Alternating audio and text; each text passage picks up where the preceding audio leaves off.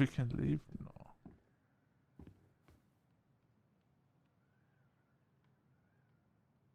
Figured anything out yet?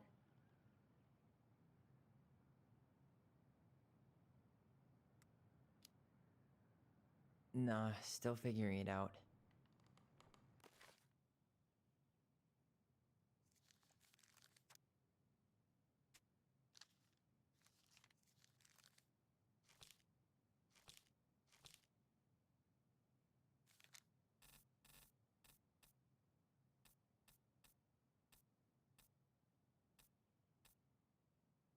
Goblins with the Mad Here it Hunters. is. Why do you think she changed the picture? I don't know. Maybe it's a message. Like, the differences between the two mean something. Something about Marianne, right? Since she's the princess? Yeah. Why don't we try to find them all and then see if it makes any sense? Find differences. Let me check. Okay, spot the differences. This one. It moves. Oh, some of these parts are buttons. We're missing the princess. We're missing the goblins.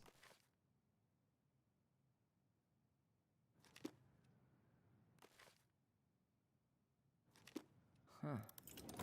No goblins. Yeah. In the original, the goblins managed to save the princess from the Mad Hunter. So we saved Marianne from something, but not in this version?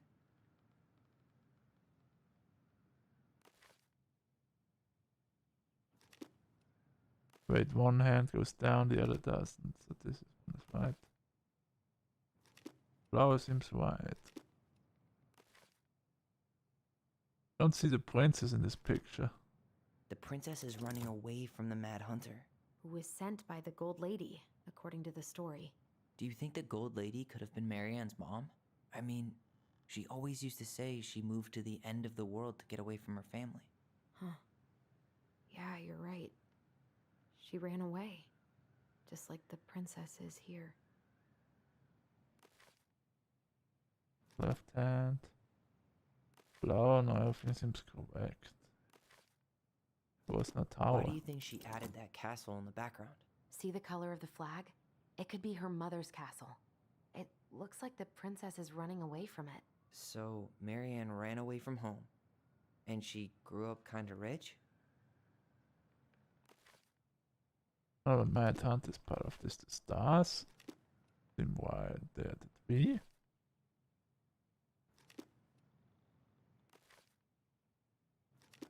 This is the small tree, this is the big tree.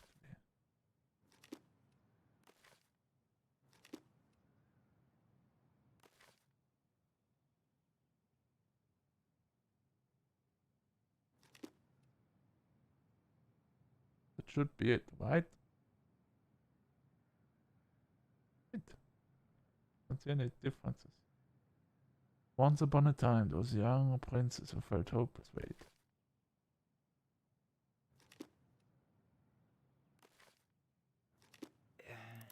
It's not the same title, so I guess that counts as a difference?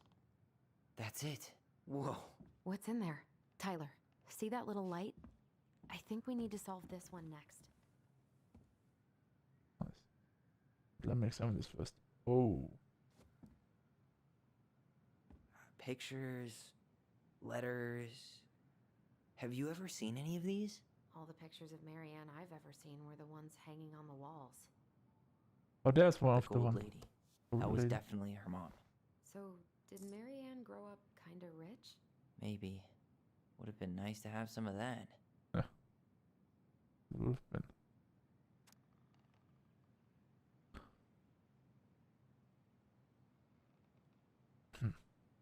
Marianne, I can't do this anymore. You deserve better than cliche bullshit like, it's not you, it's me. But the truth is, it's all just been too much to deal with and I've realized I'm just not ready. Maybe if we could have dealt with all of this on our own, without your mom constantly putting pressure on us, things could have been different, but the damage is done and it's probably too late for that now. I'm so sorry, you're an amazing person and you made me a better man. I hate myself for doing this, but I feel like we'll both be better off apart. There I go with the cliches again. Please don't ever stop being who you are. Here, But I'm gone. Brand. So I would say her mom was kind of a rude bitch. Like probably a snobby bitch or something, and that ruined her relationships, and that's why she went far away from home as possible. Could this guy have been any more cryptic? Did you know she studied engineering? No. It looks like she changed her major to visual arts. I don't think she actually got it changed. The paper's not signed and it's all wrinkled. Like someone tried to throw it away.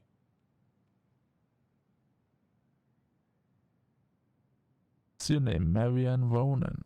Phone number, address 710 Lucky Lane, Ep3P4, Kensington. Canada. Oh, no, wait, California. California, Berkeley. California? It's the state where Los Angeles and San Diego is. LA? Oh, yeah. So she's from a very warm place. I can't believe she was a ballet dancer. Marianne. And a good one, too. God, that's so not her. Oh, yeah.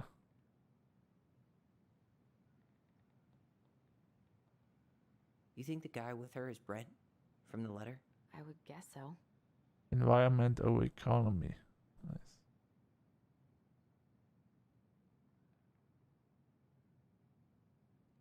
Wow, I don't think I've ever seen a picture of her that young. I think that's her mom in the background.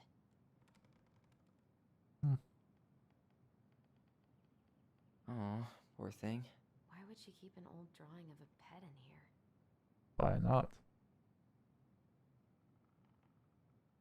Tyler, see that little light? I think we need to solve this one next. Yeah.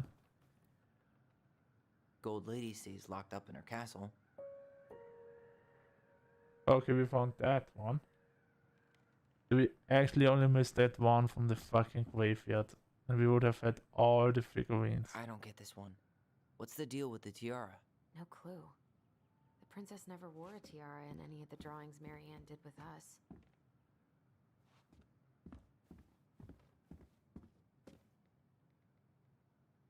There's the gold lady again. She's all over the board.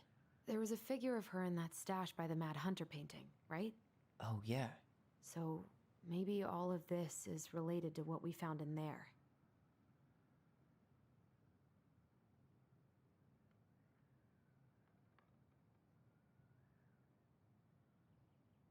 Her cruel parents kept her locked away in their musty palace.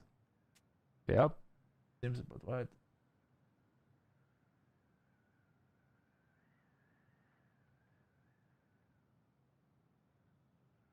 I don't think there's gonna be any money. Open. Wait. What? What's a bird? Hey, I can move the piece next to the Gold Lady.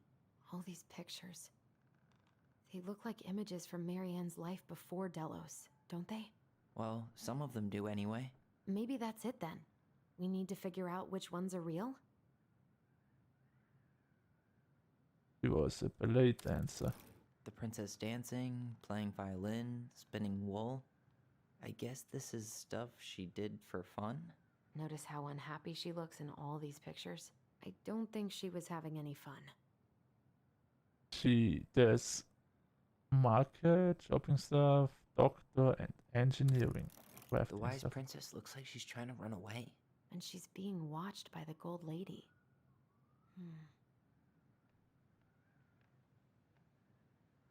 But she wanted to be an. Oh wait. Actually, I don't know the last one. Is it this one? Huh. What's the Gold Lady do? Is that it? It's opening. Yeah. No, just What's in there this time? now there's something about money. I want to check this last. That's a wooden cabin. Is that Carol? Yeah, and Sam. Look at him. He's so young and happy.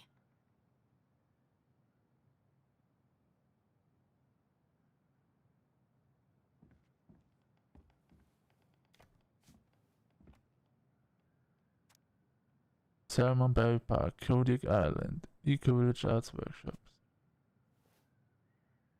Oh, Salmonberry Park. Huh. Is that some kind of commune? Looks like it. So weird to imagine her living in a community like that. With, other people. The weirdest part is how they all seem to love her. Where was prom queen Marianne when the whole town was turning on us? Home Queen? Huh. Alright.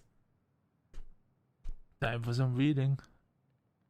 Don't be a stranger. Keep on looking for those answers to the question in your head to which you blind, smiley face Shelley. We miss you already, Stolen Brahman, so we are losing you to modern civilization. We'll miss your positive attitude and your adventurous spirit. Also, your wild edibles picking skills, haha. Pretty Marcus. Edibles, huh? Ooh, drugs, I love it. Bon voyage, Marianne, Vic. Marianne, you had the warmest, most beautiful aura, and I know you'll keep on shining wherever you land. Peace and blessings, Yarita. Thanks for being our little ray of sunshine. Godspeed, Carbon and Body. I like your pictures, love, Kamala. Kamala? But that name before, I think.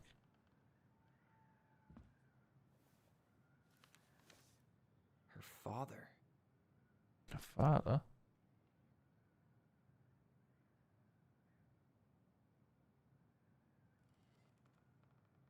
Marianne. Ouch. My knee. Oops. I hope this letter finds you, but since you didn't leave any contact information, I will have to send it to your aunt and hope for the best. I'm writing to inform you that your mother has passed away last week. We just had a funeral reception. The house has been filled with people all day. Friends, family, colleagues, and church members. It's now 11 p.m. and I'm sitting alone at the kitchen table surrounded by dozens of trays of food, flowers, and sympathy cards. Your cousin Adie brought in a beautiful photo album full of our holiday pictures in La Corona. You were there in all of them, but you weren't here today. We haven't heard from you in 4 years. I can only hope you made it to Alaska or wherever you are, and that you and your child are both safe. So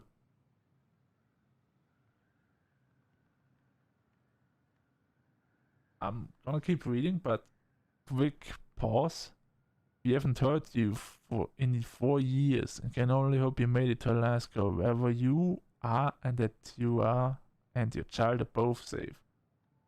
So when she left, they must have known about the pregnancy, at least the dad, but they didn't know it's gonna be twins. Yeah, well, anyway, her mother had been sick and depressed for years, and you can imagine why. The pain of being shunned by her own daughter, knowing she would never get to see her grandchild grow up, spread through her body like cancer and consumed her completely. All this suffering simply because you went away like a temperamental little girl instead of accepting her help when you got pregnant out of wedlock. So dropping out of college and without a penny to your name. She only stepped up to help because she knew you weren't ready to raise a child properly, Marianne. Mother's duty doesn't end when her children leave home.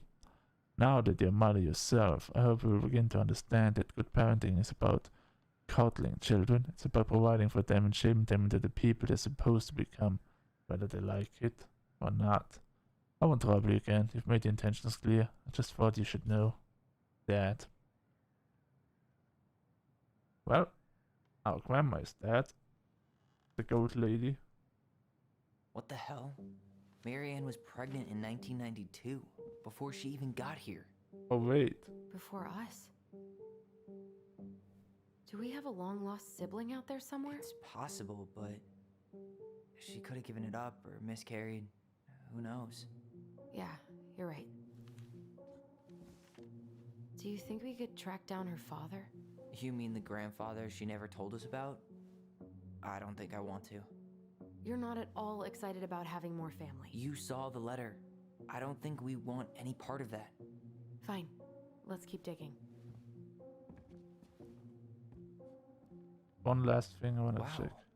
She worked for a watchmaker in Juneau before she moved to Delos. No wonder she was so handy. Here is Dallas Crossing Palace number 555-321-663. I let him know you were interested in the house he's selling. Tammy. Net P. Oh, so that's how she found the house. Marianne Ronan. Rent was pay period begin date and date. 2,500 net pay. 15,650.80. I want that money. That would be a nice amount of money.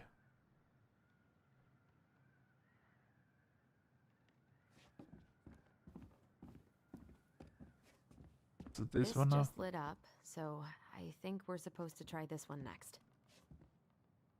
What's this? Some sort of map?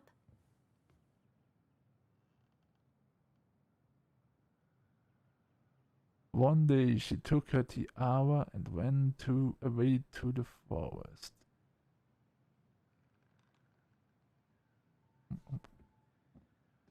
I'm intrigued. This is the princess's house.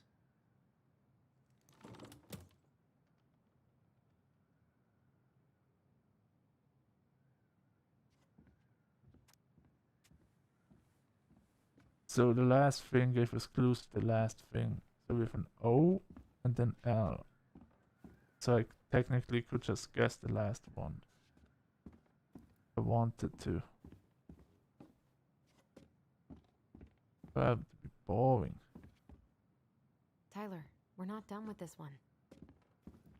Just wait.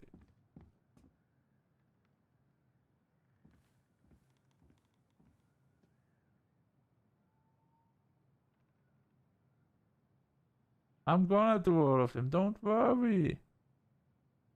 That's why I'm looking at the picture right now. That's the fucking house. Is that Carol? Yeah, and Sam. Look at him. He's so young and The happy. flowers. Wait. So we got the picture of the This house. is the princess's house. We've got the What's flowers. that plant thing on top? Oh, those are definitely salmonberry flowers. Hey, that degree in outdoor studies is paying off.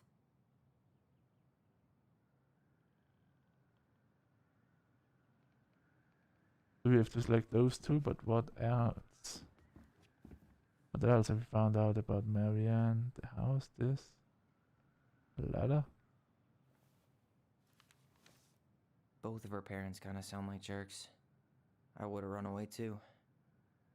Yep, they sound like jerks. Mother died. The castle lady died. Wow. She worked for a watchmaker in Juneau before she moved to Delos. Watchmaker. No wonder she was so handy.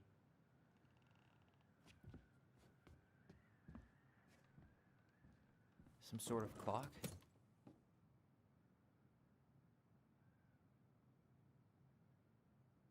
The picture of her and the This looks like friends. a dinner party with the old bear and the very old beaver.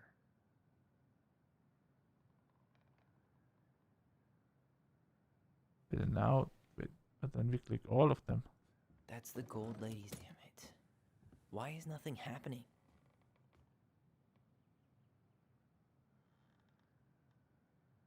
Huh. I think we have to find the correct order. Find the correct order.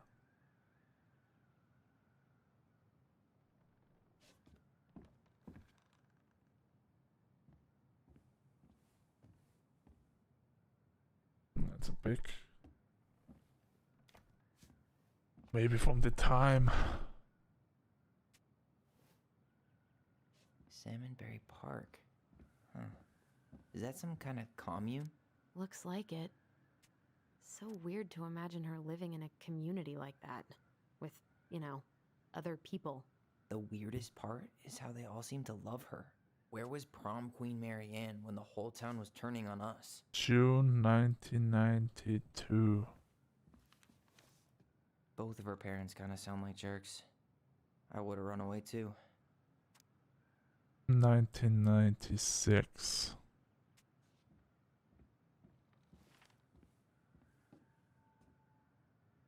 Wow. She worked for a watchmaker in Juneau before she moved to Delos. Also No wonder she 1992. was so handy. Damn it. picture. Is that Carol?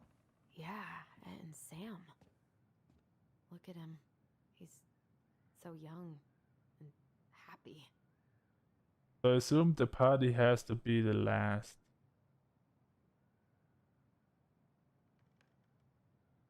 The house. So what do we assume? Wow. She worked for a watchmaker in Juneau before she moved to Delos. No wonder she was so handy. So because of her job as a watchmaker, watch repair vendor and stuff, she found the house. So the watchmaker comes before the house, and after the house she got to meet Sam and the other people that were her friends here. So that should be the last one. The party should be the last, the house should be the fourth, should be the third one. So the question is her time of leaving her home the first one? Salmon Perry Park the first one. If I would say this exactly. That's the Gold Lady's castle. Started the castle. Why is this selected? Wait. Oops, wrong button. Not deselect this. Okay, I'm gonna start here. That's the Gold Lady's castle. I would assume this What's that plant thing on top? Oh, those are definitely salmonberry flowers. Then Hey, that degree in outdoor studies is paying off. we got Some sort of the clock. watchmaker. The watchmaker showed her the This house. is the princess's house. From the house she went to the This party. looks like a dinner party with the old bear and the very old beaver. Hey, Yes. What's in there? I forgot Another the letter? E. Yeah. Oh damn. The princess's laws. Is this from the Book of Goblins? Not that I know of. Well, sure looks like it could be.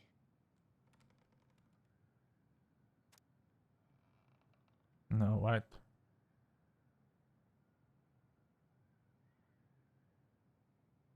The princess's loss. Once upon a time, in an ancient and deep forest, lived a wise princess in a big wooden house. She had made it through the woods into that house with nothing left but her clothes on her back and a single item from old life, a splendid tiara. She lost almost everything in a desperate flight from the mad hunter. The trees tore the rucksack from her back and shredded her dress and left a pattern of red welts on her skin. But through it all she clutched the tiara close to her chest, fearing any misstep could cause it to fall from her arms and break. So, quick interruption again. My assumption would be she ran away from the mad hunter. She was pregnant back in the day. I assume the mad hunter is our father. Father. Or the father of the before born baby, maybe. I'm not sure, but we ran from the mad hunter, we know that much. So yeah. The tiara had its own spot in the big one house, a pillow near the window. The sun would catch on its surface to shine and wink. Princess could stare for hours at the tiara, marveling in its beauty and running thumbs down its curves. Every morning she would wake and she would tend to it, polishing its eyes, its every surface, to be sure it shone as brightly as it possibly could. Then she would pluck it up, place it upon her head, and walk the woods, feeling somehow more complete. Because what, after all, was a princess without a crown? Every night she would place it upon its pillow, give it a quick kiss, and go to bed. On her way, she would pause and glance back to be sure it was still there. She hated to be separated from it, but she knew it was safest on the pillow while she slept.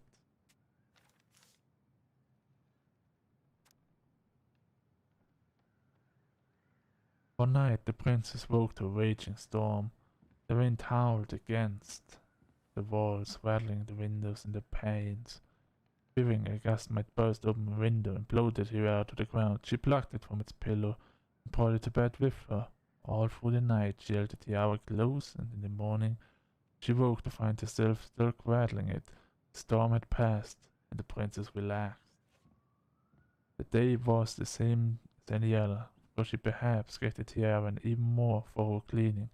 Grateful as she was that nothing had gone wrong, tonight she placed the tiara upon its pillow, gave it a quick kiss, and went to bed, pausing on her way to be sure still there.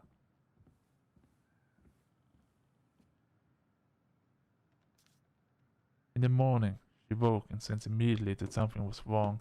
In the living room, the tiara lay upon the ground, broken, dull, faded. Nothing else in the room had changed. The pillow was exactly where she had left it. The window was closed. There had been no storm, no wind, no sign that anything at all could have gone amiss. Only the broken tiara, mute upon the ground. She picked it up and held it in her arms with guttural cry. But she tried to fix and to polish it. It's gone, beyond repair, no shine left. The princess held the tiara through the day and through the next night, sitting in the same spot at the window where she used to polish it. When the sun rose, she looked outside, and her gaze fixed on a sapling. She remembered how the sapling had survived the winter, clinging to life despite the frozen, unforgiving earth.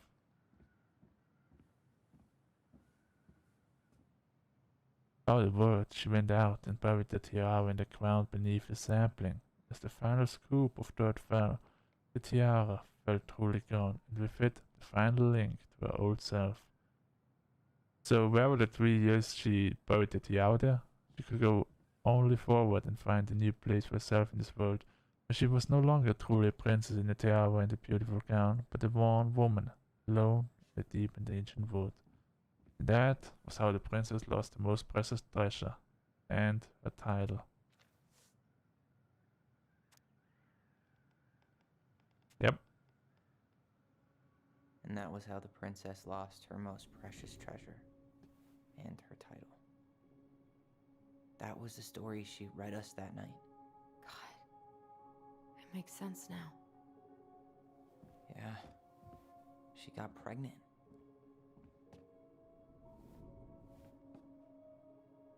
And she ran away to start a new life.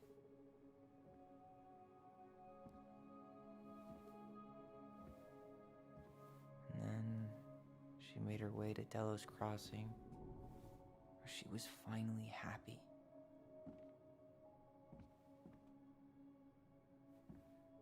But then the baby died.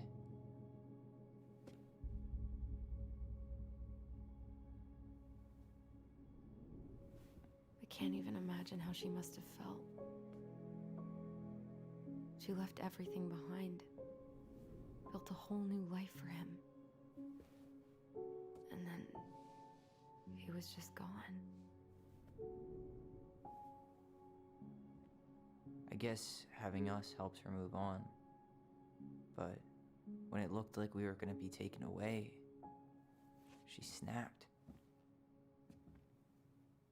She just couldn't lose any more children. It really wasn't anything we did. I don't know what I'm supposed to do with all this. I don't either, but all I wanted was to understand what happened to her. And now I do. Yeah. But we still haven't seen what's in that chest. Yeah. Okay, so how do we open it? Tyler, we're not done with this one. Why don't we solve this one first? We already solved all of them. Hey, I want to take a crack at this one before we try to figure out any others. Fine. So we have the letters, right? L, E, and O in those colors. Alright, should be easy enough. So gonna make one of the Ninja Turtles. Leonardo. Short. Leonardo da Vinci. Leo. Yes.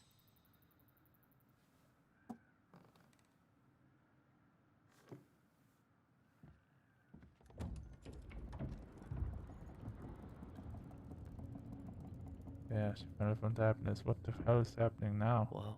Did it just get darker in here?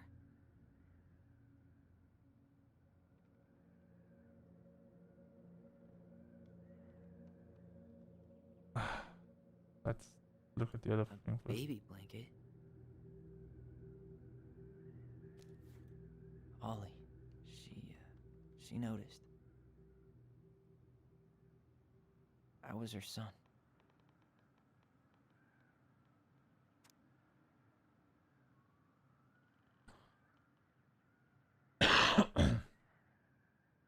Dear Alison and Dolly, we write stories to understand and be understood. But what good is a story without a first act? Sorry I kept mine from you for so long. All my love, goblins. Why does she have a photo of that tree locked in here? That's where she buried the tiara.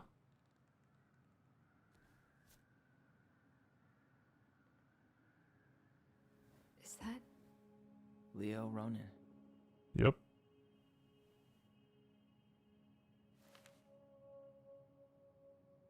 Why didn't she tell us about him? Why didn't she tell us any of this? I mean, it's fucking terrible. That's why. Allie, did we do the right thing opening this? We did. It's better we know what happened, even if it's hard. And there's one more thing we need to see. Are you sure? Yes.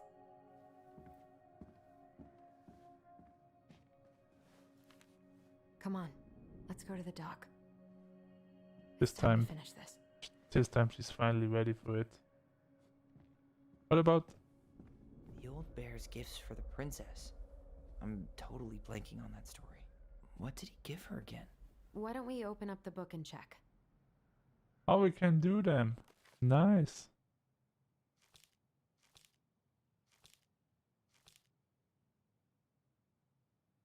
My god, do we have actually to read all of this?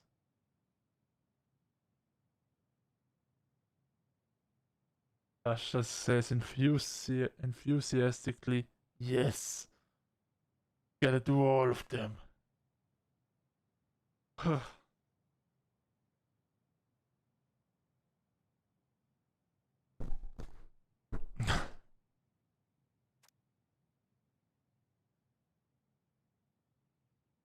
Fuck me, eh? Once upon a time, in the ancient deep forest, the old bear, Sam, stood in the bank of the river, swiping at salmon on their way to the spawning grounds. Just as he'd got his spawn, a particularly fat one, he heard a woman shouting for help. He considered simply eating a salmon, but then she screamed again, and he lumbered over to investigate. After a short walk, he found the princess clinging to the top of the tree while a wolf snarled and snapped at the base of the tree. Old Bear would normally not get in the middle of such a situation. After all, as a fellow predator, he understood the wolf's need to hunt. But when he saw the princess, he was struck by her beauty. And he knew he had to help. A great roar, the bear heaved onto his hind legs, rising to his full height. The wolf snapped and snarled in his direction, but the bear roared again, and the wolf took off into the tree's tail between his legs. A wolf never gives up, even alone. Wolves for the win. Anyway, on with the story. The old bear fell back down onto all fours and stared up at the princess. She regarded him fearfully. "You can come down," he said. "I don't know, you didn't save me just so you could eat me yourself," asked the princess. "Suppose this is a fair question," admitted the old bear, "but I promise I won't eat you." The princess had no reason to trust the old bear except the kind eyes. So she slowly made her way down the tree. When she reached the ground, the bear only watched her, and so she supposed she was not going to be eaten today. "Thank you," she told the old bear. "Of course," he said. "Can I walk with you back to your home?" "Of course," said the princess. So the princess and the old bear walked together through the forest back to the big wooden house. After that day, the princess would occasionally find gifts from the bear. Fresh cut salmon, a handful of ripe berries, a newly bloomed bluebell. One spring, when the sun flooded the path out of the princess' home, the old bear was there, and she rode his back across the river. The old bear began to think that the princess should be his mate. So all she had no mate and she needed one, and he could keep her warm and provide her a much more suitable den, catch fish for her, and protect her from wolves. She in turn would brush out his fur and pick berries without smooshing half of them and scratch at one part of his back he couldn't reach. Before she took care of the goblins, she would be an excellent mother for his cubs. One day, the old bear came with a ring of spruce and asked the princess to be his bride. Oh no! Oh no! All these stories about characters from the game, that's pretty much Sam coming up with a ring, asking to marry our mother, marrying Marianne. And then it goes like this. I'm sorry, said the princess. You're a very good friend, and I appreciate all you've done for me, but I cannot marry you. You're a bear, I'm a princess. It would never work. The old bear was crushed. Can we still be friends? He asked. We will always be friends, said the princess, but I will never marry you. The old bear and the princess carried on the friendship, and after 1 year he tried again to ask her to be his bride, but once again she refused him. It happened 1 year later, and 1 year after that, and then finally the princess said, Old bear, you're my dear friend. I appreciate all you've done for me, but I would sooner you have left me to the wolves than marry you. That's how it always will be. I have my hands full with the 2 goblins who live under my house, and they're all I need. It wounded the old bear deeply, but it was well enough to stop his proposals. They remained friends, and he continued to give her gifts of fresh salmon and ripe berries and newly bloomed bluebells. But the old bear never again asked the princess to be his bride, much as he might have wanted to. And that is how the princess befriended the old bear, and how she refused him. Sam got friend-zoned fucking hard, and he asked more than one time to marry her. Damn. So...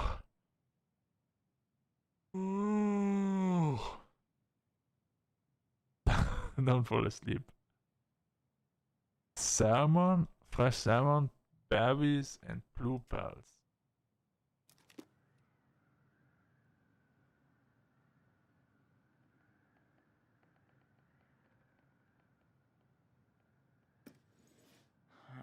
Fresh caught salmon?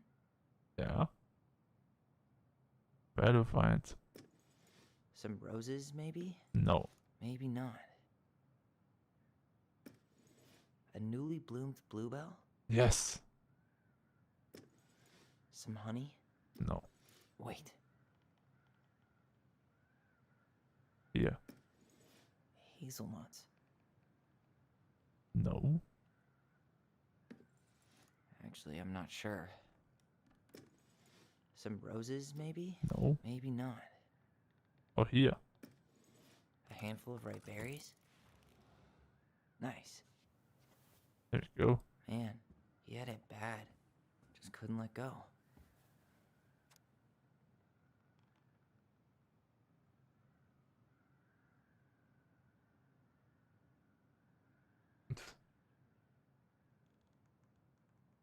Yeah.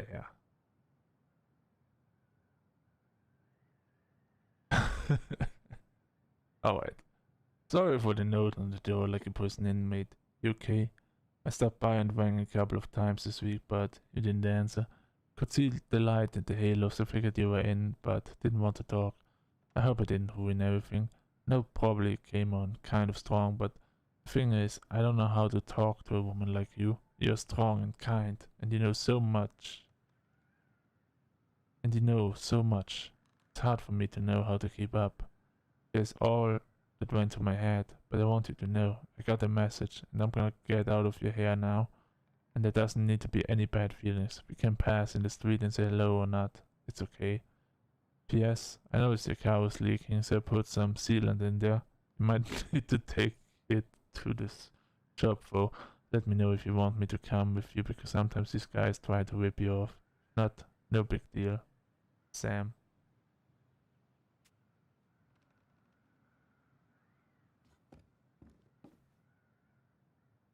Man, he had it bad.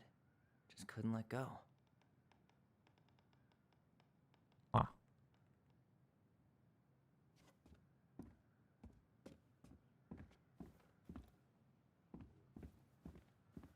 Real sister, you wanna do this one?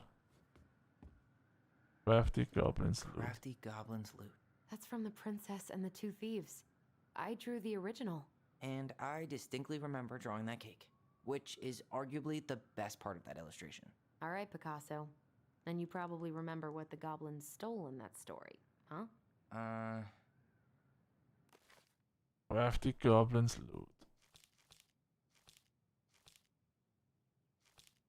The Princess and the Two Thieves.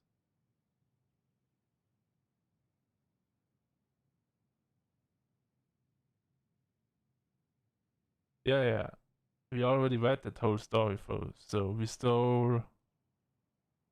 Realized food was disappearing from house. It was not much at first, only a few fruits, nuts, and eggs.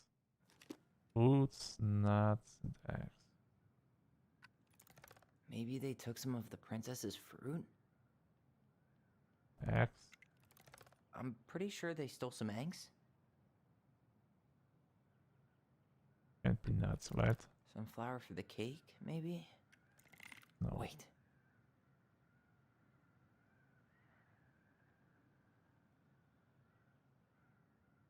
It's nuts. Did they steal candy? I think they stole candy. Actually, I'm not sure. Only a few fruits and nuts and eggs. I think I have a thief. So she went out light.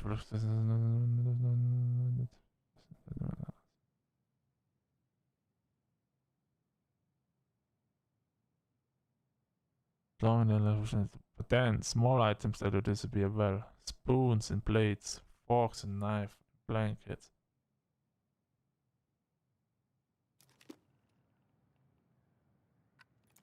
What if they took some spoons?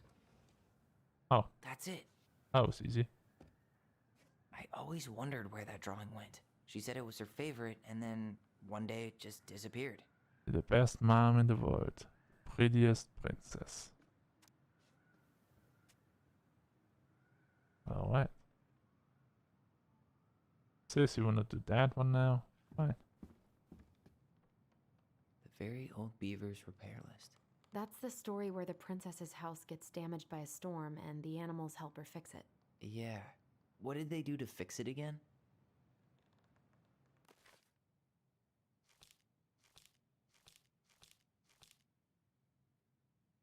Beaver fixes the house.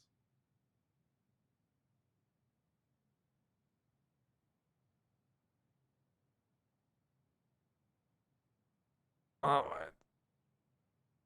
Time to read. Another 4-pager.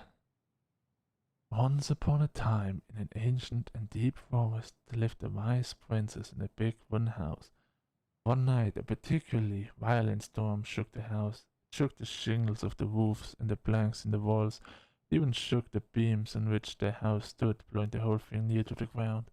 The princess hid in a closet, fearing the house would come down on her as she slept. In the morning, the house was still standing, but it was badly damaged. The storm had blown shingles off the roof and planks of the walls. It even bent a post upon which the house stood. First two things she could fix, but the last concerned her. What will I do, despaired the wise princess, for though she knew many things, she did not know how to fix the big wooden house. Just then, the old bear came by to see if the princess had any trouble in the storm.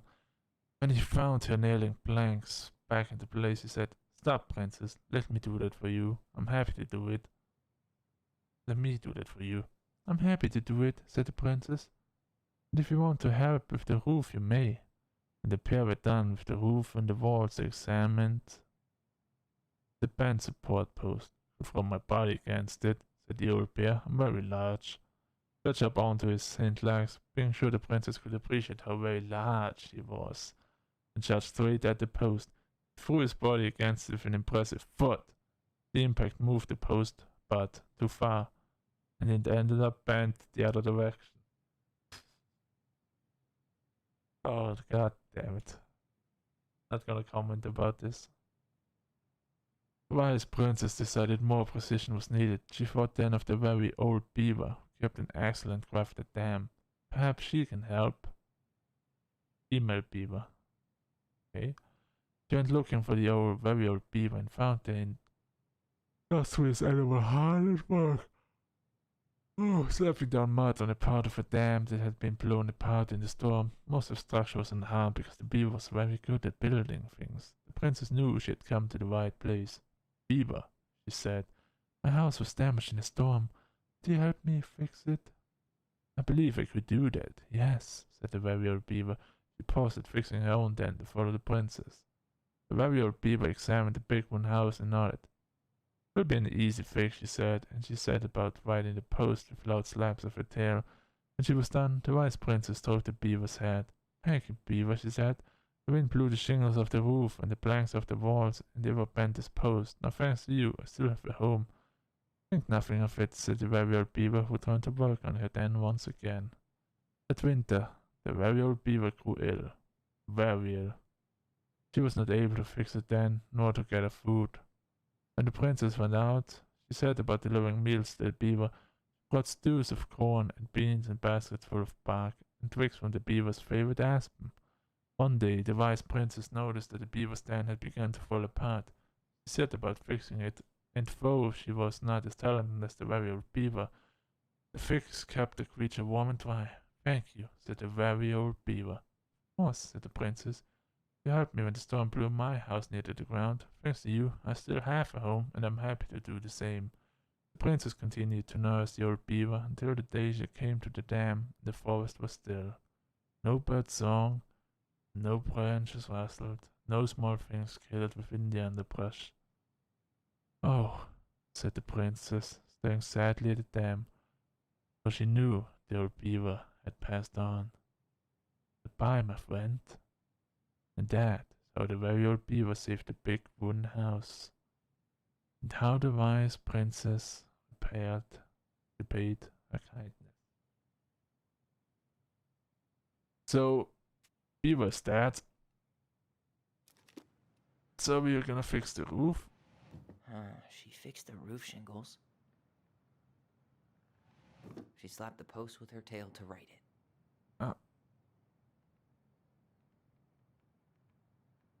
Else? What was the third thing?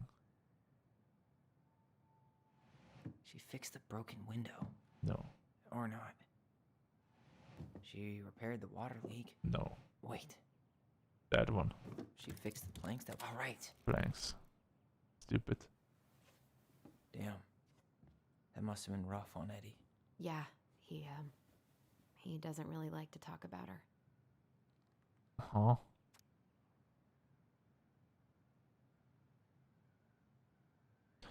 Dear Marianne, I cover your ears every time I try to have this conversation with you, so I thought I'd have a better chance doing this in a letter. I know you don't like saying goodbye, so I'll keep my melancholic rambling short and sweet. I want to thank you with all my heart for taking care of me for these past few months. Can't even imagine how exhausting it must have been for you to look after a sick old lady when you also have 2 small children at home. I know you want me to keep fighting this disease and hoping for recovery, but it's always been a great strength of mine to know when it's time to let go, and that time has come. I'd like to ask you for one last favor. Please take care of Eddie after I'm gone. My poor boy puts on a brave front ever since his father died, but I know he's in pain. Would be so much more at peace knowing he still has family. Maybe we could teach the kids how to fish. Love spending time with them. Thank you for the warmth and the peace you brought to my life. Give the kids a kiss from me. Will you? Carol. Carol was the beaver. And she did. Alright. I think we've got last one more to do.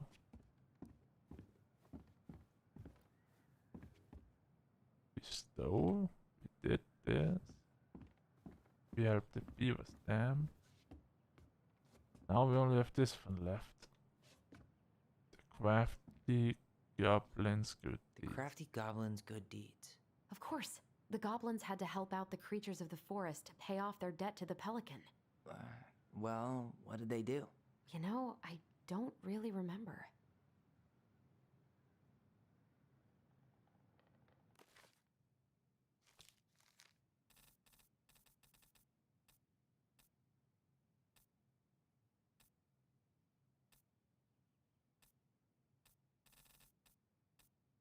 Princess the Bee of Princess Party. The Ice Cave.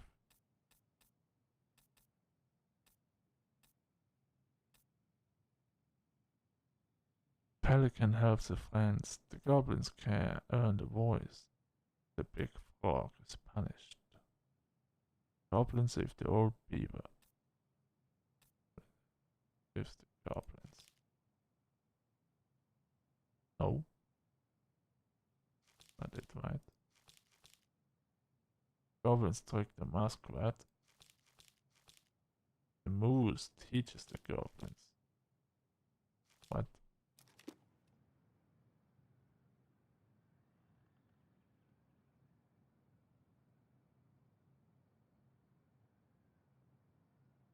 Oh wait, no, it is actually.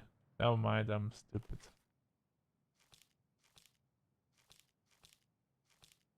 That one.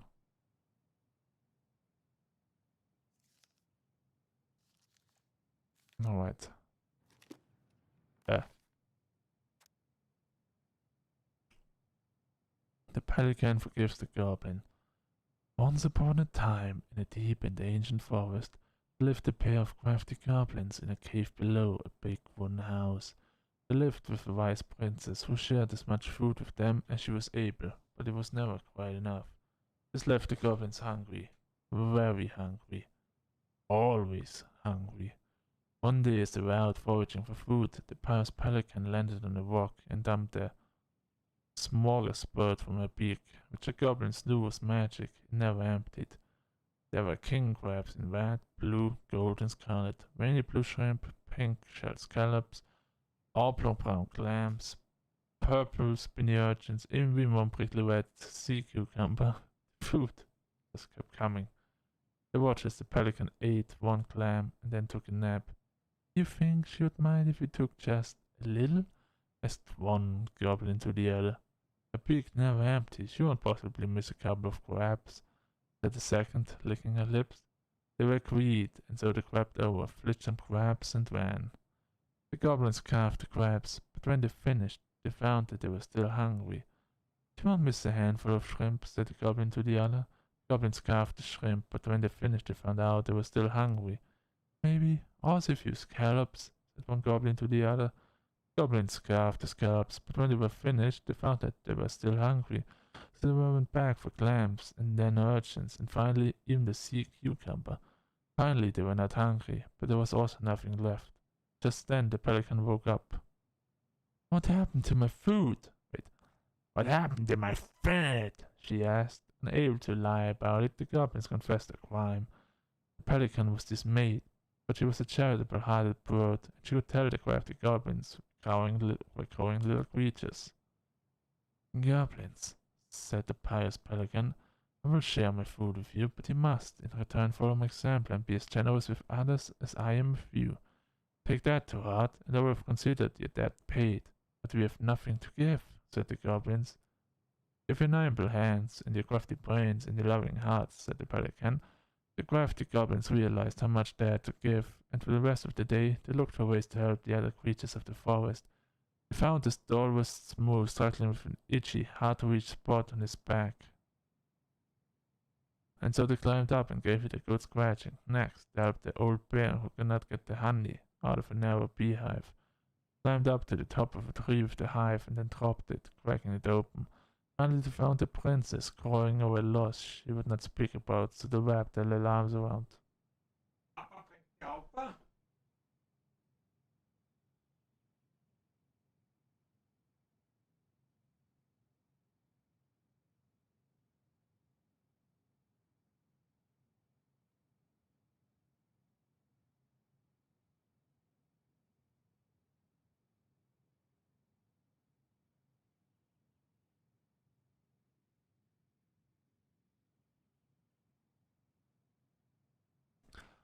Hey, Key, how is it going? What happened to your food? Well, it all got eaten. I ate it all. I need it. The wolf was hungry. So I got interrupted in the middle of the story. I can tell you're bored. Just as remembering us that a little bit earlier, we found the stalwart moose struggling with an itchy hard-to-reach spot on his back.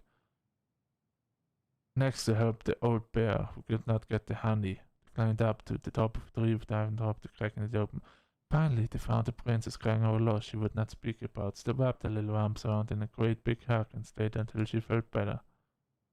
When they were done with they returned to the pious pelican. Did it feel good being as generous as I am, as a pelican? It did, said the goblins. I'm glad, said the pelican. We all have problems that we can solve on our own, but if everyone goes about with generosity in their hearts, then there's always someone on hand to help. But we all must commit to do so. There may be no one there to help you when you need it.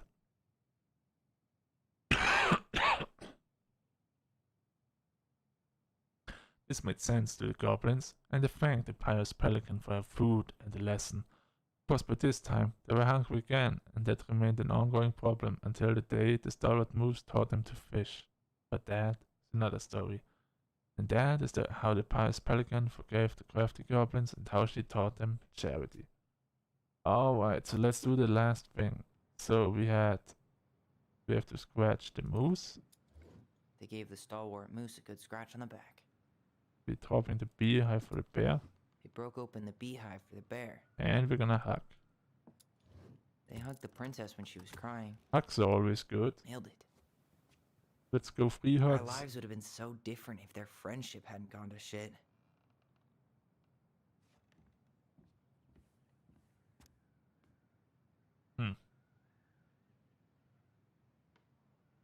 Alright. The Pelican Crossing is a specialty gift boutique located near the Oshi Glacier, catering to ghastly new channel tourists as well as Dallas Crossing locals. We specialize in an assortment of high-quality products from home accessories, handmade souvenirs to personalized apparel and locally made art. The Pelican Crossing will be the first store to act as a relay between the buzzing arts and craft scene and customers. In addition to a wide array of novelty handcrafted products, consumer will enjoy friendly and knowledgeable customer service from Veggie store co-owner Tessa Veggie and up-and-coming artist Marian Ronan. The business plan is prepared to obtain financing an amount of, you good? $20,000. Purchase inventory and try to help cover expenses in the first year of operations. In year 1, the Pelican Crossing plans to break even, and in year 2, we plan to generate a moderate profit. Working on the executive summary part of our business plan. What do you think, Tessa? Well, I guess that plan never really went like it should have.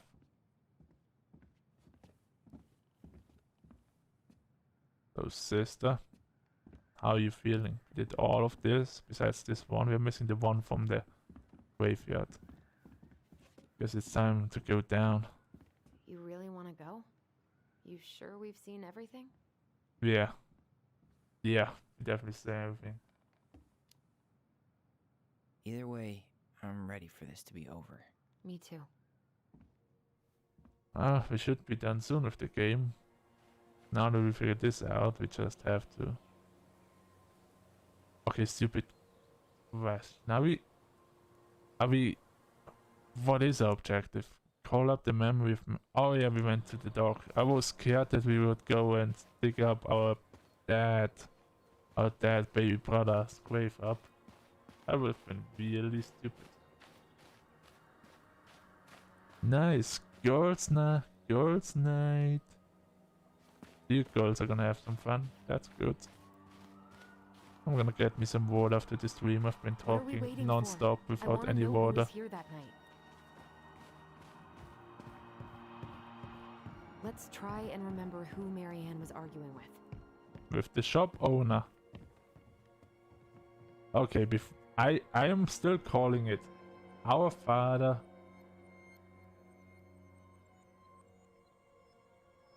I know what you're talking about, Key. Anyway, my theory is still that the shop owner, Tom Vecchi, would be our father. And maybe some Overwatch, I don't know. I still need some loot boxes. So I guess it's time to remember.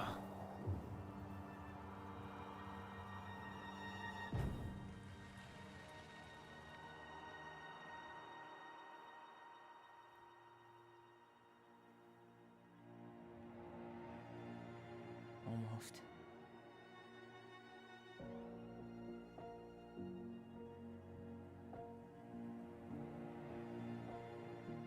I told you it's him. Tom Vecchi is our father? I called it. Of course. I Had to be. called it. I'm a genius. Tessa I'm a did, genius. Didn't she? Yeah, she must have. It's what she didn't want to tell us. God, Marianne and Tom? I know. Ugh. What should we do now? Yeah, call him out here and make him tell us what was going on. And if he won't? We know his secret. He will. Tom? It's Allison. We need to talk. We know it was you.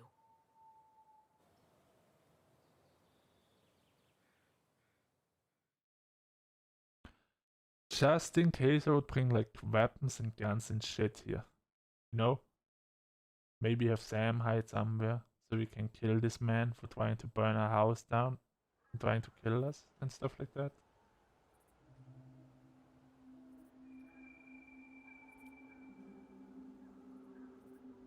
It's always a passive one in the stories. He was like, I kept out of all these quarrels with, you know, your mother and my wife. That's Let me take bullshit. the lead on A this. wife always tells I know. everything to her husband. I thought I did, anyway. Sure. It's sunny sexism. As Women long as I get tell answers. everything to the man. And then they get mad if men don't listen. More sexism. Let's go. Back to story.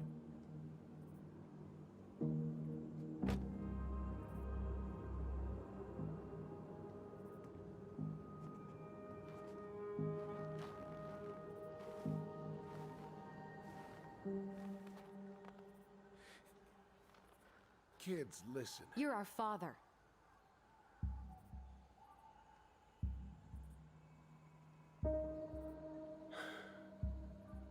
Yes. You knew how bad it got out here. How little we had. Why didn't you help Marianne? You mean all the money she wanted? We didn't have anything to spare. Well, that winter was rough on everyone. And you would have starved out here if not for all the free food we gave you. Don't act like you had anything to do with that. That was all Tessa. That's a cruel presumption, young man. Maybe it was Tessa's idea initially. But I supported it. And your mother was happy to live off our handouts.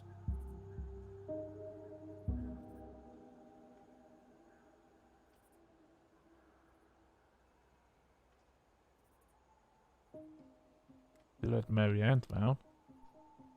You were here that night. You saw Marianne and Tyler. Why didn't you help? I know it wasn't my best moment. But she threatened my life.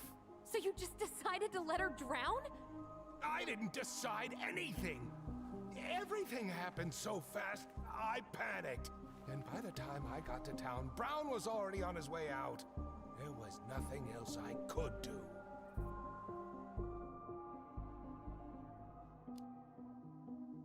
You tried to burn down our barn and knocked Tyler unconscious. I never meant to hurt anybody. You weren't supposed to be home. Doesn't excuse the fact that you didn't even stop to help. What do you want me to say? I panicked. I was terrified that this whole thing was going to blow up in my face. I had to do something.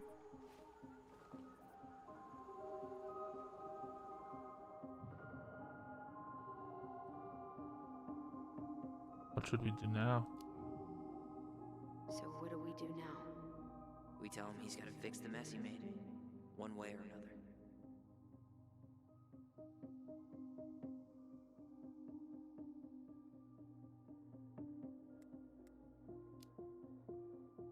You failed us, Tom. You need to make it right. I'll do whatever you want.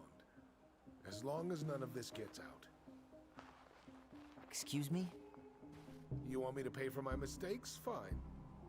But please, Tessa can't know. This'd kill her. Tessa already One knows, way Tom. or another. I'm gonna get you one way or another. That's impossible. It never occurred to you the reason Tessa cut Marianne off was you? But she never said anything. Oh, Lord. You should try talking to your wife. Maybe if you had, we wouldn't be in this situation. And maybe Marianne wouldn't be dead. Oh, come on. You of all people should appreciate how troubled Marianne was. She was unhinged. Something like this would have happened sooner or later.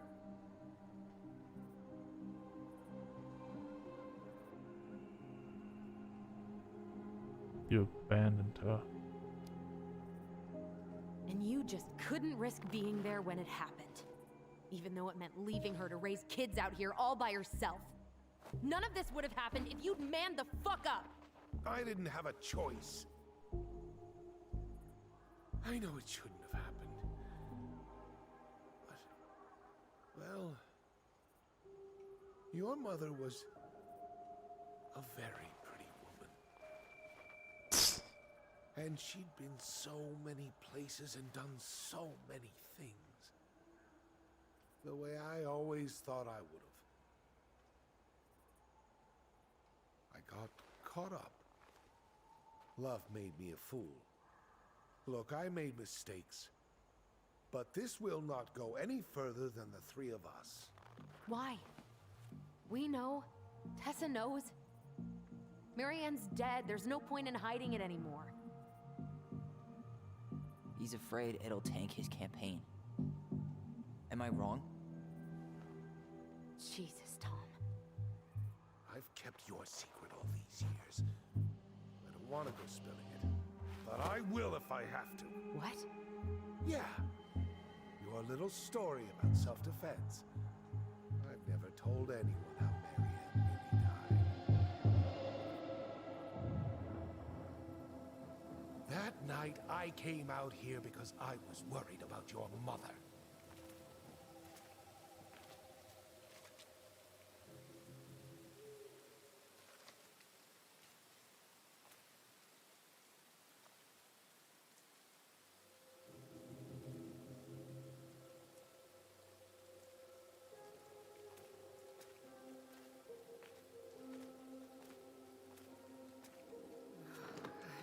Why do they do it? They made me do it. They made me do it. Why did they do it? This is his fault. This is his fault.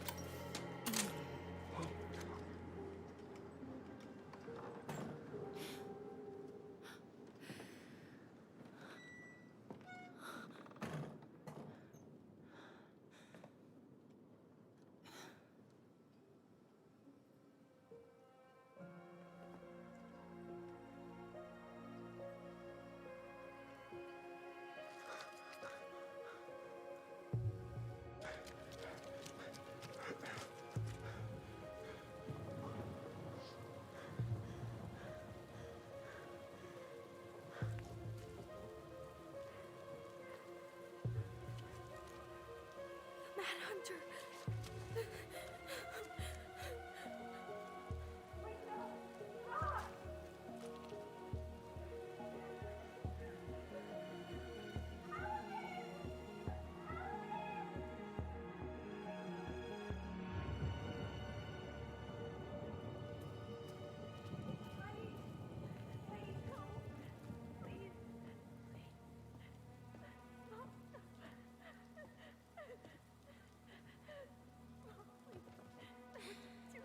I'm not gonna hurt you.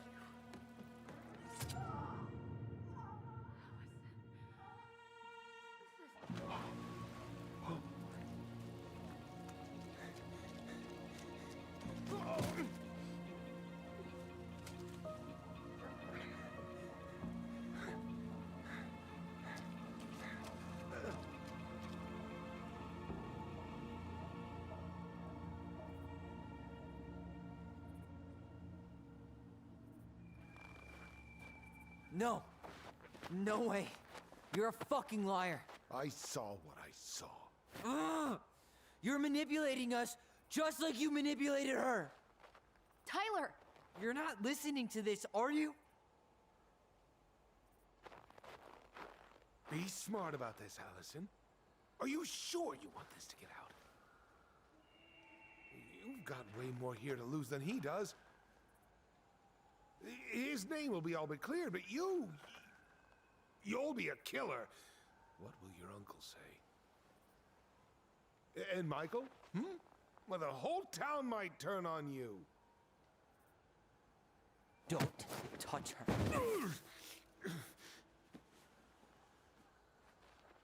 Yeah, he already knows. Just get out of here, Tom. Tyler and I need to talk alone. Just please, think twice before making any rash decisions. There are a whole lot of lives at stake here. Leave us the fuck alone. And never come back.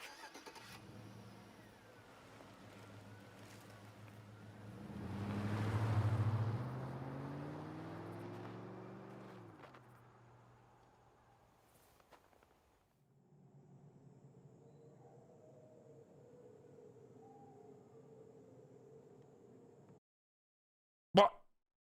Fucking antivirus pops up in the middle of this gameplay? Fuck you. Allie, you okay?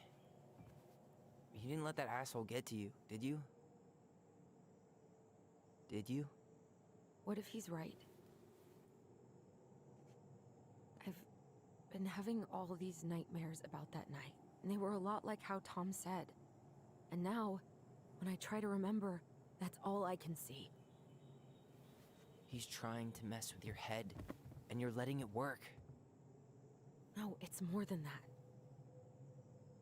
Ever since we started digging, I haven't been able to shake this feeling like something's off. Yeah. Something's off because he put this in your head. Don't let him get away with it. He might not be lying. We keep getting things mixed up. We remember totally different versions of the past. Those are just details. This isn't that. She was going to kill me. I'm not so sure anymore, Tyler. I mean, Tyler should know that's what the whole story was going for.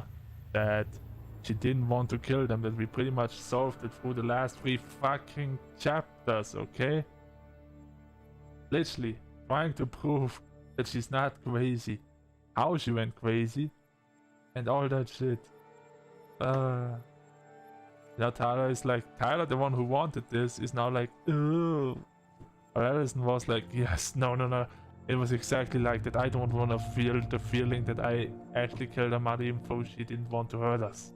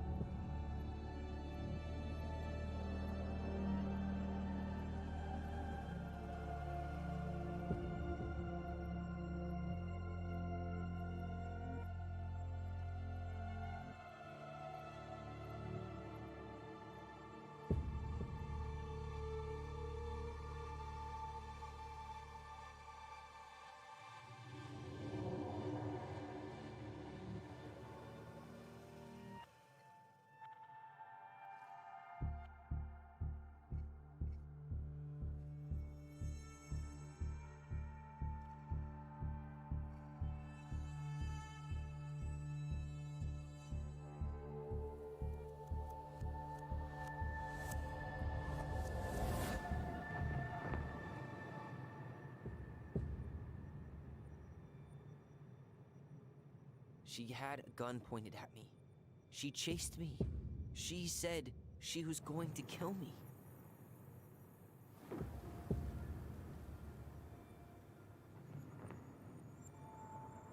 She threatened Tom with those exact same words, with the same gun on the same pier. The thing you said to Eddie the other day got thrown back at me. Don't you think it's possible that happened here too? I guess it's possible. Fuck. I don't know.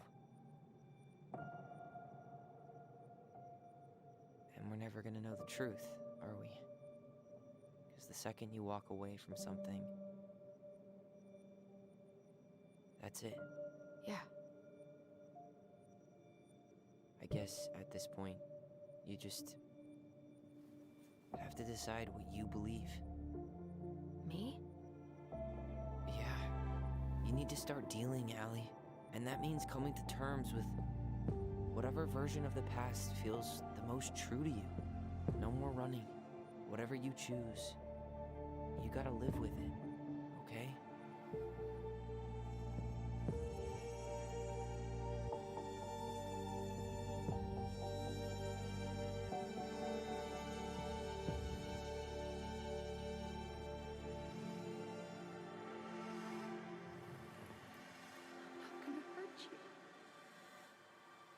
I'm going to kill you!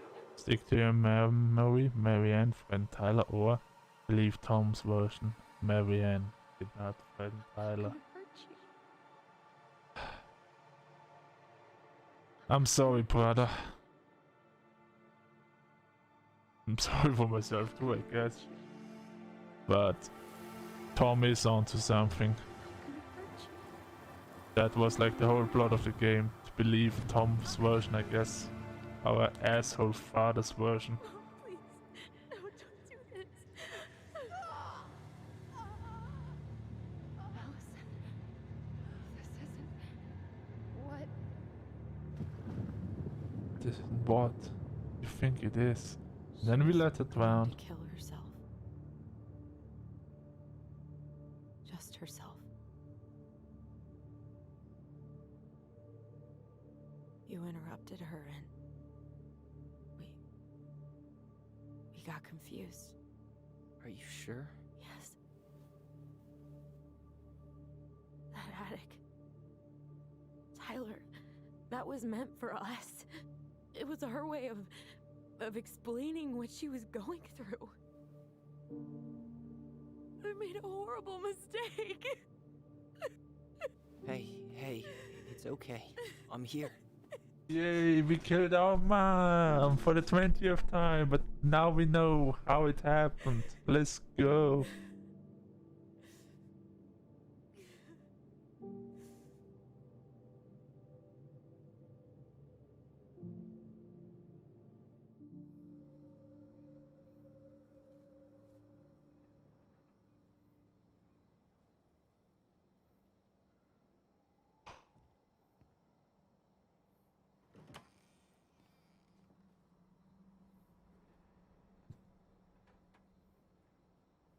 Hey, peep what I just found downstairs.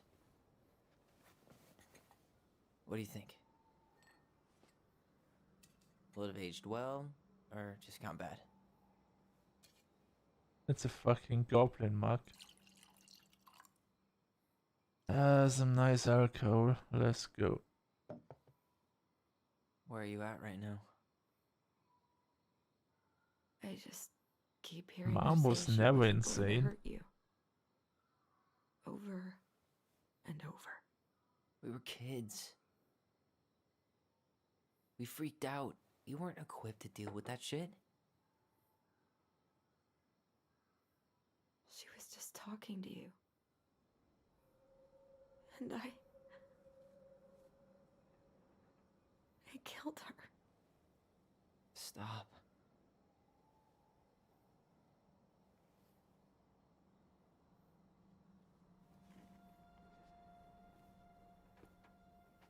I don't want to use our voice again. Ever. What? Seriously? I don't know. But I want to stop feeling like this. And I think we'll be better off without it. This morning, I kept getting these horrible visions. Of you and Marianne and Eddie. Visions. Like our memories? Memories?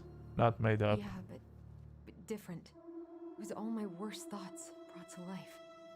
You were in my bedroom saying I abandoned you. Eddie called me a snake. I'm sorry. I should have been there for you. It's okay. I was the one who walked out. I can't let that happen again. I don't think it will. Something's been pushing us to find answers. And now we have them. Maybe I'm wrong. And if it stays bad, we can stop. But I really want to keep what makes us, us.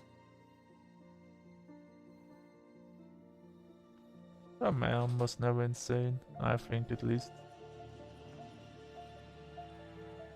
The Mad Hunter was forced to remain below the lake with the Moon Hag, but she did not kill him, because even reduced to just one hand, he was too useful a servant. Lo, he plotted What do you the day think? he would emerge, Brothers and to sisters? once again hunt the wise princess and earn back his left hand. Always. And that is the story of how the crafty goblins rescued the wise princess from the Mad Hunter.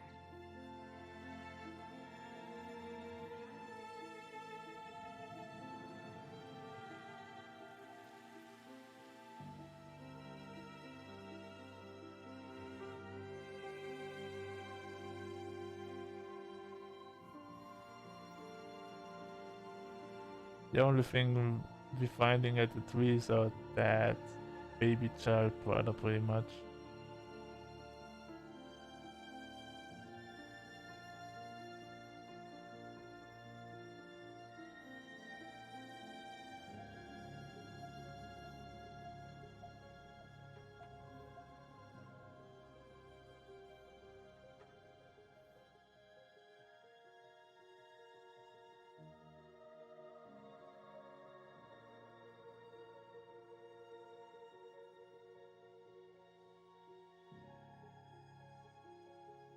What the hell are you talking about, Tasha?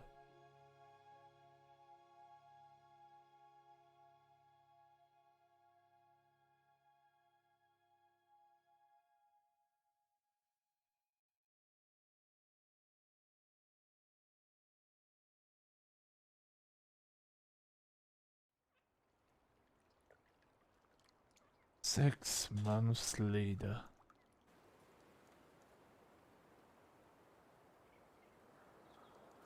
Hey, the house is still ours, right? Or at least Sam's.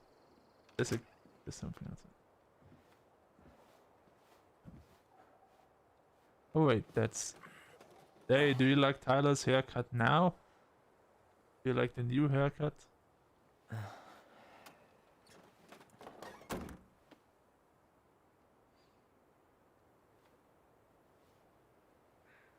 One last look. I'm good to go.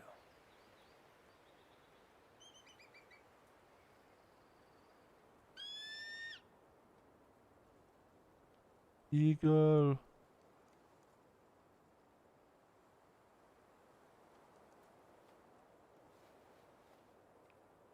We kept the house. Yes. Hey, it's me. Hey, me. House is empty. I'm getting ready to head out. So, last chance. Is there anything you want me to do while I'm in town? Listen, Ty, you're dropping off the keys with Tina, right? Yup. Gonna leave them at her office on my way to the ferry. Well, that's it then. No. How is Juno? How's Juno? Big and full of people, even without tourists. Michael's been writing up rules for the apartment. I need your support against his whole food policy. Just refuse to sign anything until I get there. Okay? Okay, but you better hurry. If he gets his way, we'll only have one small shelf for junk food. What? Heresy. I'm gonna need like twice that just for snack cakes after my surgery next month. I know, right? This cannot stand.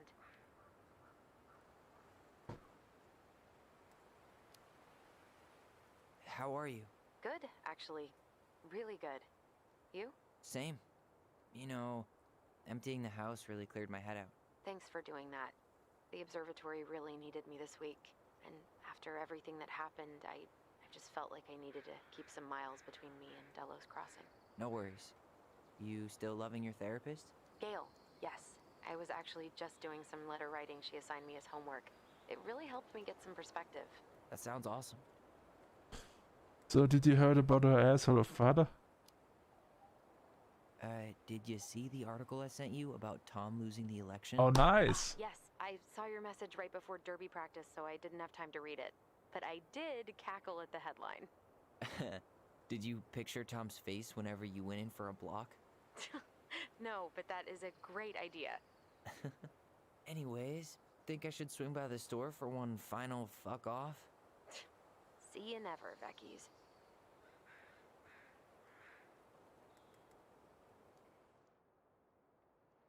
I gotta go. Okay, I'm gonna hang up now. See you tonight. Okay, I'm gonna take one last walk through the house and then head to the ferry. Drive safe. Pretty sure that's the only way possible in the old Allison mobile.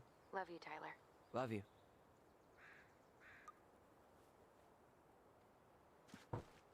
Alright. We did it, boys and girls.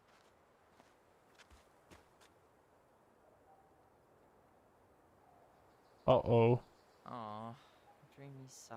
It's a picture of us making out in front of a pride flag. Also, happy Pride Month, everyone! Hey, perfect plug invite. Perfect time to plug it in, right? Perfect. 5th annual queer prom. This is that thing I was telling you about. See you there. Some water. I'm gonna get some water soon. Goblin. And hello, my name is Tyler. He, him, she, she, he. So guess the living is happening. But I wanna keep. I still wanna keep it one chair. Yeah. Alright. It is that time to go into the house. One last time, but Last night's dinner wasn't that good, but better than going back to the Vecchies. can you still check there? Of course I can still check. That's literally our main mission right now. Gather your stuff and lock the house. Because we sold it. I should pick up Allison's stuff on my way out. Allison, you'll find enclosed in this letter your severance check. I've also picked up the last of the personal items you left you to pick up at the store. Please coordinate with Michael to see when is the best time for you to come by the store. I wish you the best of luck with your future endeavors. Tesserashi.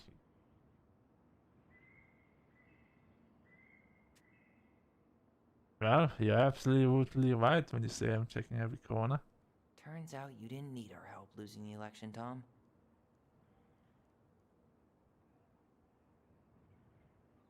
Dallas Crossing Police Chief takes on Alaska Crime Commission. Police Chief Edward Brown calls for legislative task force to examine law enforcement crisis. Public safety crisis is no secret among the people of Alaska, especially those living in far and remote communities. Dallas Crossing Police Chief Edward Brown has tasked himself with making a difference. Blah blah blah blah blah. Okay.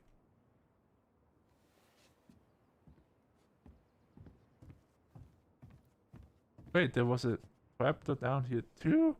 It's van. Or was that the one we called in into the house? Could be. Mom's room is empty. Send a picture to Allison.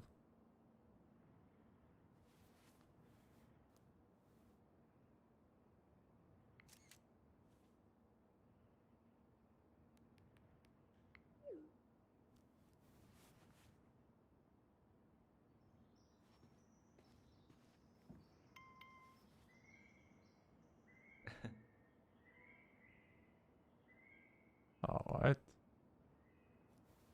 I can't believe it's finally empty, huh? Took long enough to get it empty. Seeing it empty is so weird, but at least it's the last time we'll ever have to. What's up from the ground? Picture.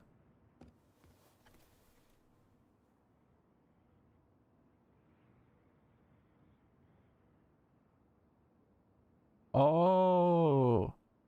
It's one of those kind of picture things, you know.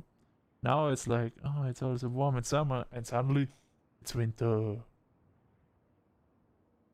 You're gonna just leave it down there? Okay. Our laptop. Michael Tyler, no. Must be relieved to finally be done with the place. No doubt. Traffic's not too bad. I should be back at the place around 4 p.m. Traffic in Dallas. Only if the mailbox bandit escaped. Hey, I'm making the biscuit thing you like. Damn, on my way. Probably take out some fire hydrants and stop signs. Don't die, I'll keep it warm. See you in a few. Ella. D. Huge smiling emoji faces. Technology in Alaska, I can't believe it. It's all hearsay.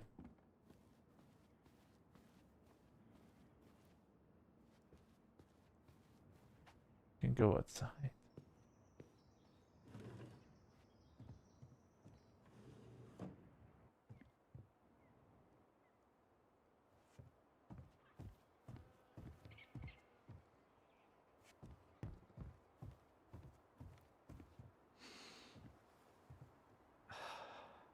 Gonna miss this.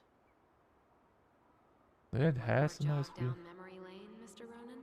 Hey, I'm having a private moment with me, myself, and I here. Okay, carry on.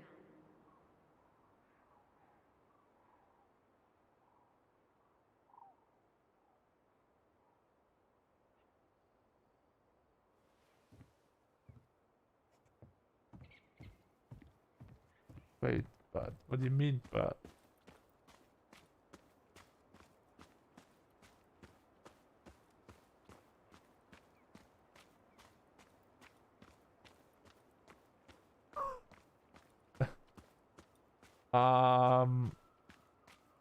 Probably.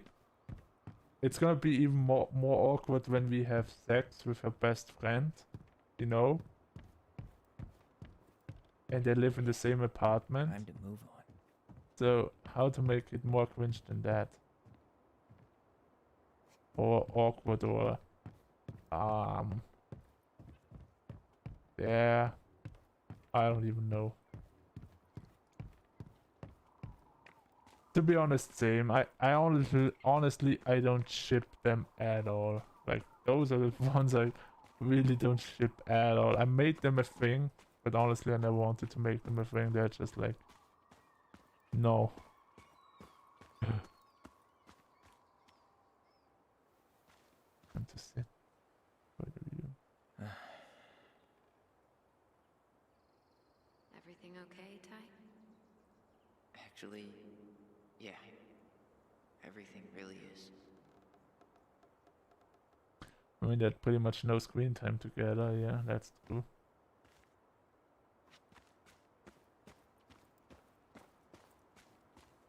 My god, can I actually check? I can pre-world this now. Can I go in here? Of course I can't.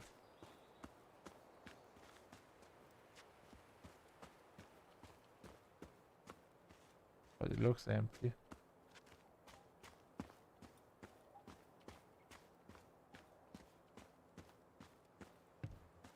Alright, let's go back into the house.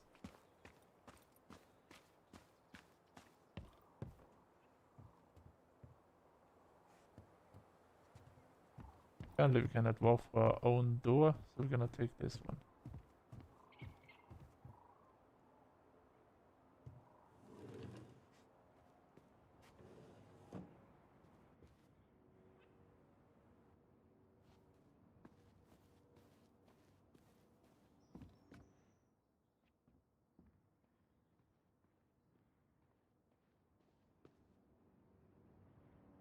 Dallas crossing most wanted escapes. Fuzzy Bandit puts mail at peril once again.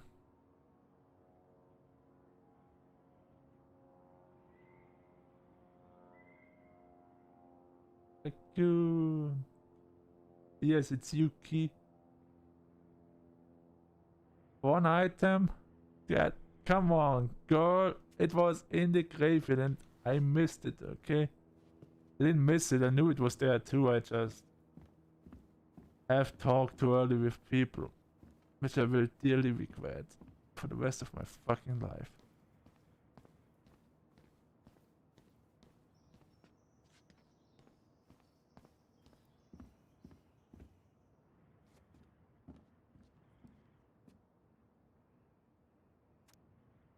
Hey goblins. Word in town is you guys finally sold the house. I came by tonight to help you fix what needs to be fixed, but there was nobody home. You're gone already. Things change so fast these days anyway.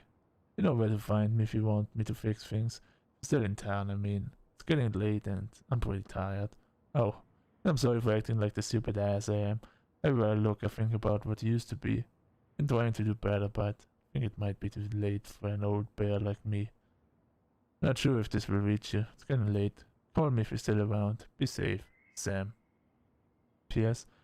I wish it was as easy to fix everything as a boat. Yeah, if only.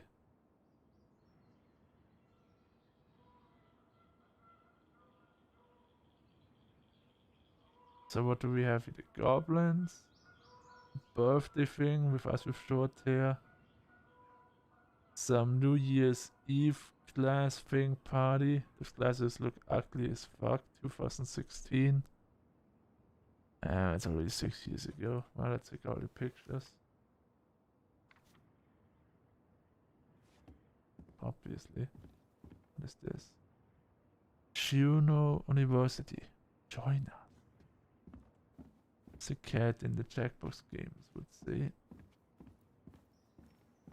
I'm not ready to go yet. I still need to go upstairs. We have been in here, right? Or have we? I'm not sure anymore. No. No, we have not been in here. Last poop here. Gonna leave something for the new neighbors.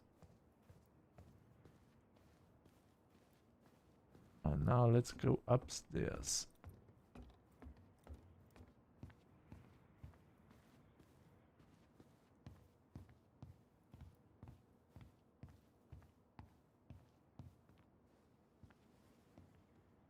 Certainly hope the new owners are Mr. or Mrs. Fix-It.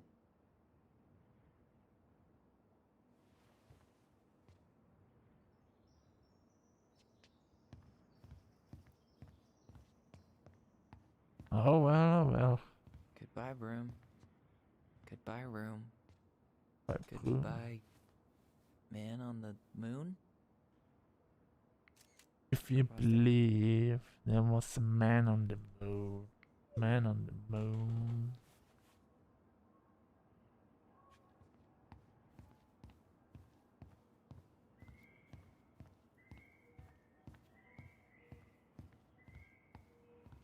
Alright.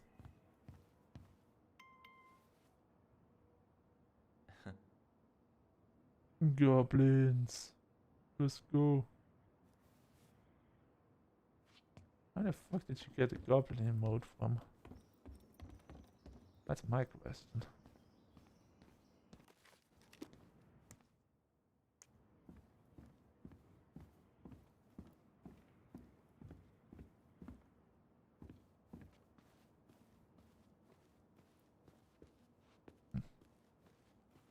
I guess that's it, huh?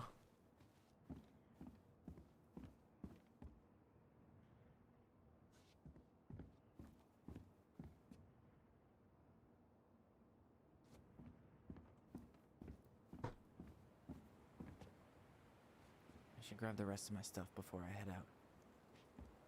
What do you mean the rest of your stuff? I'm pretty sure we have everything. I should have probably run these by his place. Or just drop them off at Bernie's.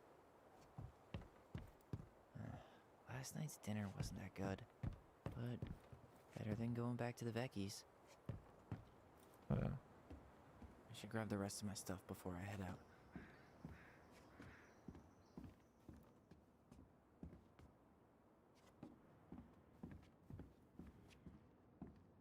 I'm working on it.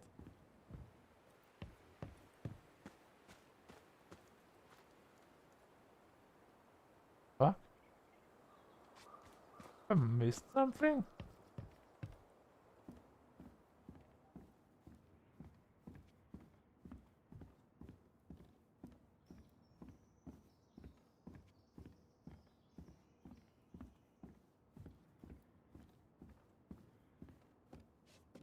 Oh wait.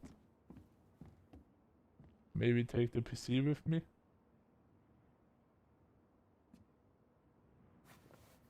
Yeah, that's a great idea. Yeah. That makes a shit ton of fucking sense.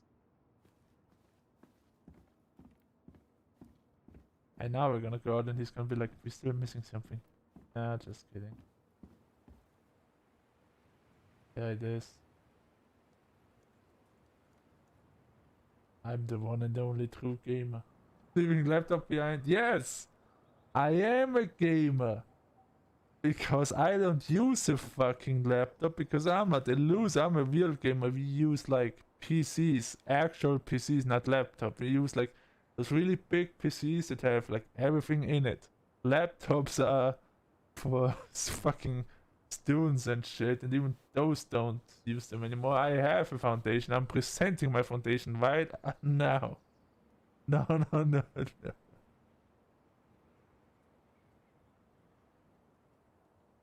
Alright, I guess it's time to leave the house for good. Still wish that game would have been a little bit longer, so just leave the house for good would feel more effective. It was still a good game.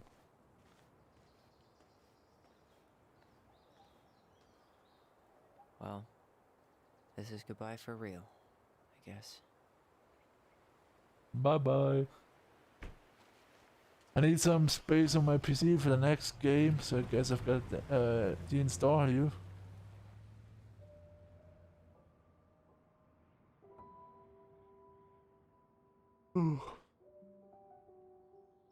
Hey, Aaron. It's Ty. Tyler Ronan. I thought I'd catch you on your break between sessions, but I guess you're going long with another rebel with too many causes.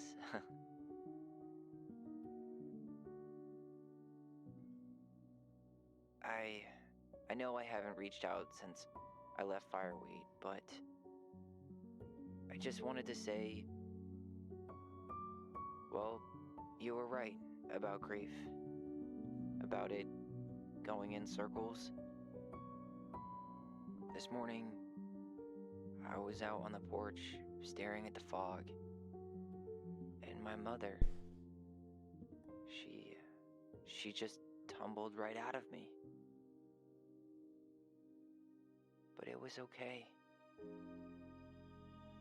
It actually felt good to remember.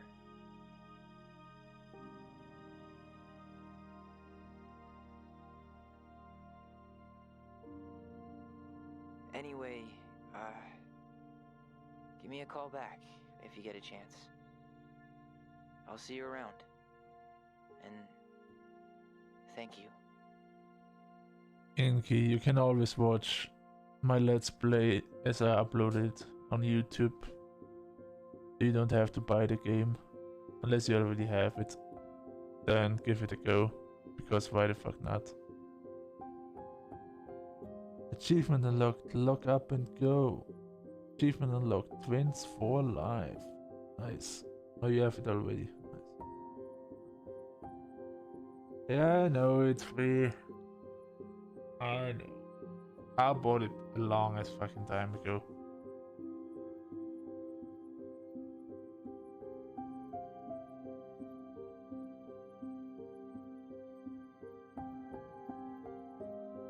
Well, that's the time where I can get my water, and then we can go through my stats. Alright, let's just skip this.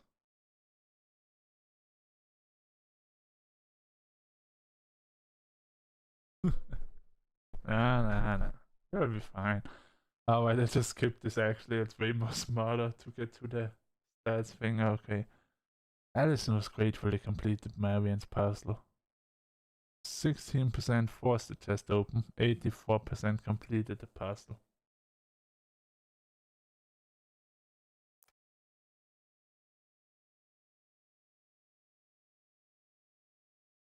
Talented Allison. Allison was influenced by Tom's testimony. Oh my god. Oh no. Oh, oh no.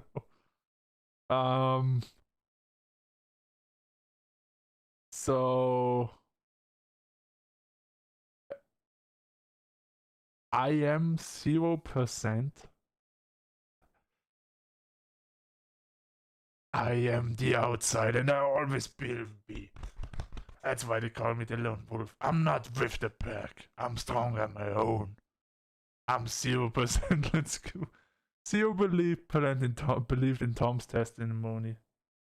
It makes so much more sense. It literally is what the story is going for the whole time. That the mother was sane and she was friendly the whole time and she didn't even try to kill the kids. That was the whole plan from literally the first 5 minutes. You could tell. Literally from the first intro of the game, you knew she didn't want to kill them. And 100% believed in the twins' memory. Wow. Wow. Holy shit.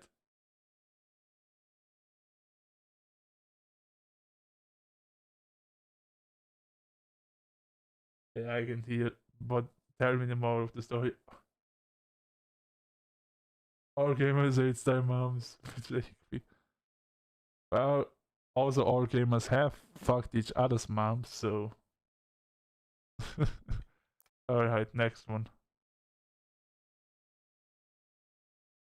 The twins trusted the bond and kept the voice. 5% let go of the boys and 95% held on to the voice. Let's go, team. So apparently you let go of the voice if like you disagree with Allison a lot and make a lot of arguments, which we did not.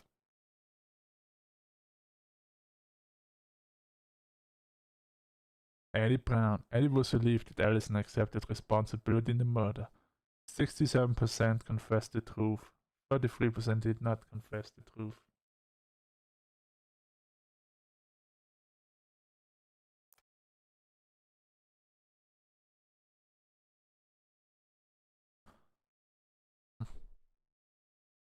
Sam felt understood by Allison. 30% confronted Sam with his addiction. 70% listened to Sam's story. What addiction? He's just drinking alcohol. This guy is literally me. Like, nah, okay, he's not literally me, but in this game he was the most likely me. He's a little bit of a belly. No. He no have problem. He drinks a little bit. He has a little bit of a belly. He has that beard going on. He could have the long hair, not so long hair. He's very sleepy all the time. He has his heart in the right place. I am the best father. Don't you ever disagree on this. You just don't understand me. And so on.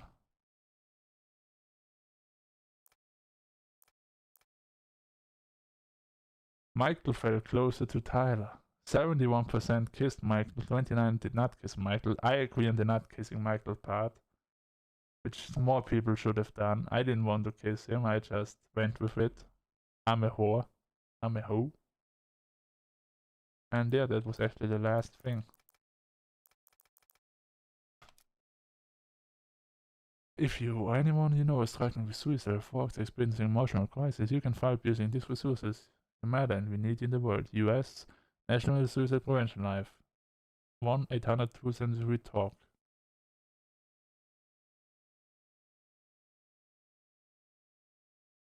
International Alliance. I hadn't even time to read those. Which is kind of ironic for putting that out there. Sure. Go for it. Now we cannot continue. We can only do new games or chapters. Replay.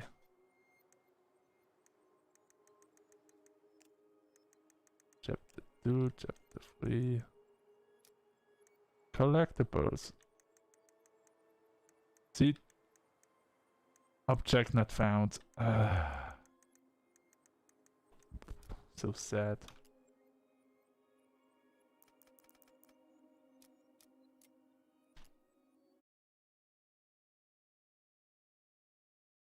Alright guys, thanks for watching the stream. I'm gonna head out now. Which pretty much means I'm gonna watch I'm gonna probably open Overwatch, since you all guys wanna play Overwatch. I'm not gonna stream it. And yeah. I'm gonna poop first, and then I'll be right there. So I see your goals there. Okay, I might stream it. I'm not sure yet actually. We'll see.